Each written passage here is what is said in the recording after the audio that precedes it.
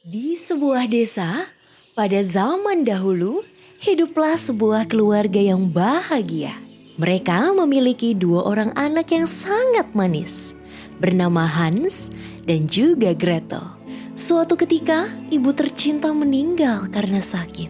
Sejak kematian sang ibu, mereka selalu bersedih sepanjang hari. Agar mereka tidak bersedih, kemudian ayah mengambil ibu baru untuk menghibur mereka. Namun, ibu baru ini sangatlah jahat dan memperlakukan mereka dengan sangat buruk. Dari pagi hingga petang, mereka disuruh terus bekerja dan hanya diberi makan satu kali saja.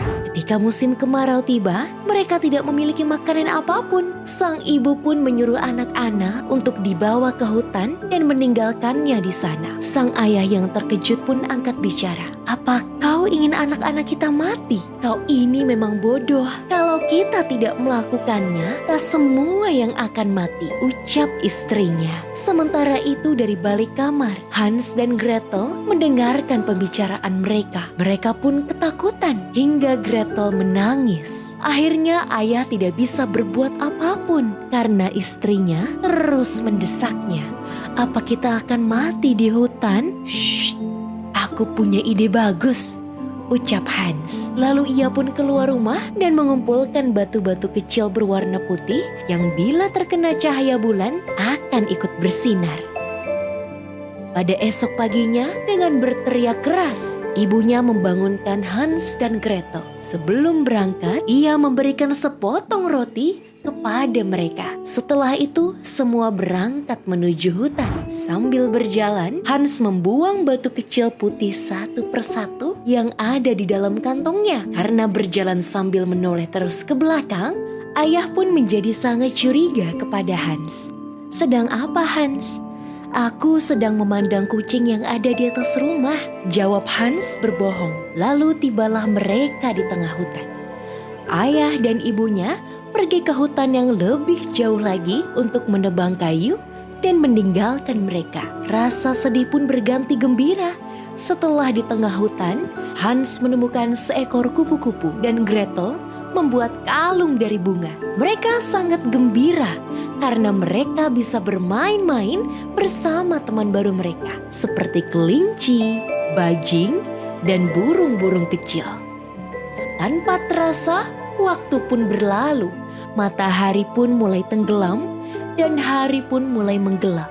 Suara burung-burung yang indah kini berganti dengan suara angin yang berdesir. Gretel menangis terseduh-seduh karena ia sangat takut. Hans berkata menenangkan, "Jangan menangis. Jika cahaya bulan muncul, kita pasti akan pulang dengan selamat." Tak lama kemudian, dari sela-sela pohon muncullah cahaya bulan yang bersinar dengan terang. Hans segera mengajak Gretel untuk pulang ke rumah. Hans memegang tangan Gretel dan menyusuri jalan di hutan tanpa ragu-ragu. "Kak, kok kakak bisa berjalan tanpa bingung di hutan yang gelap begini?" "Oh, batu kecil yang kujatuhkan ketika kita datang bersinar karena kena sinar bulan. Dan itu akan menolong kita untuk sampai ke rumah." Tibalah mereka di rumah. Sang ibu terheran-heran melihat dan mencari tahu bagaimana mereka berdua bisa sampai di rumah dengan mudah. Ketika ia membuka pintu, ia melihat batu kecil berwarna putih yang bersinar di sepanjang jalan. Agar mereka tidak bisa mengumpulkan batu putih itu kembali, ibu mengunci pintu kamar mereka. Hans dan Gretel menjadi panik karenanya. Sebelum tidur, mereka berdoa pada Tuhan, meminta perlindungan. Keesokan harinya seperti kemarin, ibu seperti biasa membangunkan mereka dan membawa mereka ke hutan. Hans tidak kehabisan akal. Dengan terpaksa, ia mencuil-cuil potongan roti dan menjatuhkannya di jalan sambil berjalan menuju hutan. Namun malang, jejak yang dibuatnya susah-susah dimakan oleh burung-burung kecil di hutan. Sampailah mereka di dalam hutan. Kembali ayah dan ibunya meninggalkan mereka dan masuk ke hutan yang lebih jauh lagi. Mereka pun bermain-main dengan binatang-binatang di dalam hutan. Akhirnya malam pun tiba. Ketika cahaya bulan mulai bersinar, mereka pun beranjak pulang. Dengan susah payah dicarinya potongan-potongan roti sebagai petunjuk jalan untuk pulang ke rumah. "Kak, apa yang telah terjadi dengan potongan-potongan roti itu?" teriak Gretel dengan cemas. "Mungkin dimakan oleh burung-burung kecil. Kalau begitu kita tidak bisa pulang ke rumah dong." Di dalam hutan bergema suara lolongan keras. Mereka berdua sangat amat ketakutan. "Kak, aku sangat takut. Kita akan mati." Gretel pun mulai menangis. "Jangan khawatir, Dik. Ibu yang ada di surga pasti menolong kita." Karena lelah, mereka akhirnya tertidur dengan pulas di bawah pohon.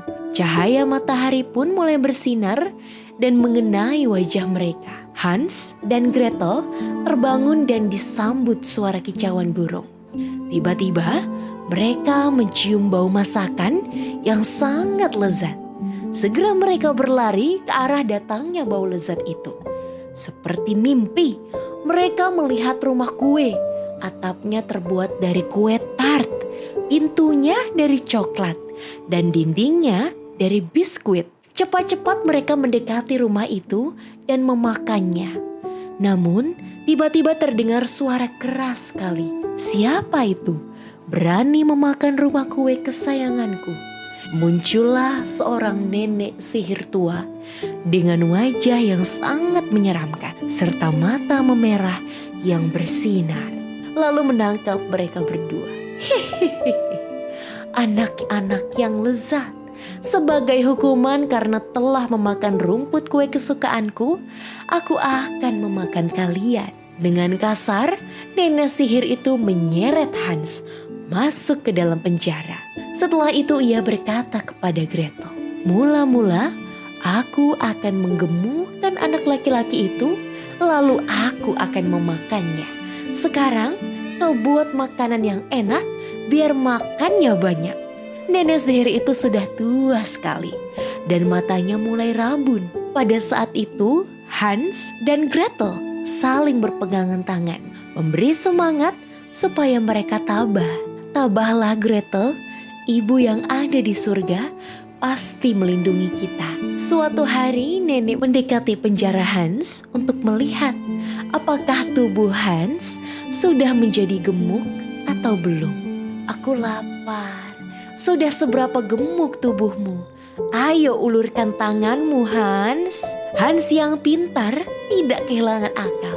Ia mengetahui kalau mata nenek sudah mulai rabun. Segera dikeluarkannya tulang sisa makanan kepada nenek yang rabun, lalu nenek memegangnya. Betapa kecewanya karena sedikit pun Hans tidak bertambah gemuk. Karena kecewa, lalu ia bermaksud untuk memakan Gretel. Kemudian Gretel disuruh membakar roti.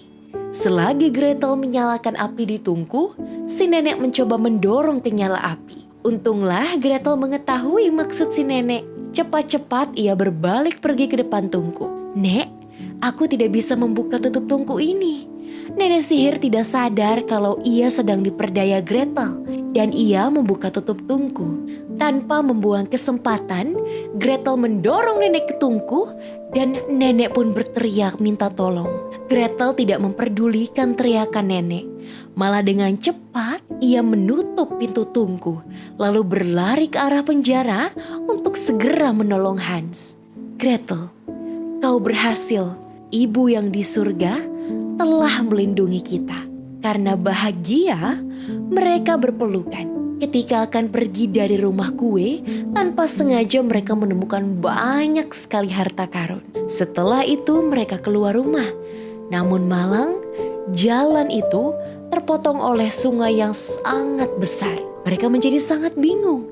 Saat itu entah dari mana datangnya, tiba-tiba muncul seekor angsa yang sangat cantik. "Ayo naiklah ke punggungku," ucap angsa itu ramah. Satu persatu, angsa itu mengantarkan mereka menyeberangi sungai. Setelah sampai, angsa itu menunjukkan jalan bagi mereka berdua dari atas langit. Sampailah mereka di batas hutan.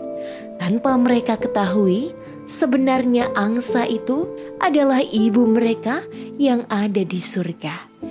Angsa itu kemudian menghilang. Setelah itu muncullah ayah mereka yang sangat cemas.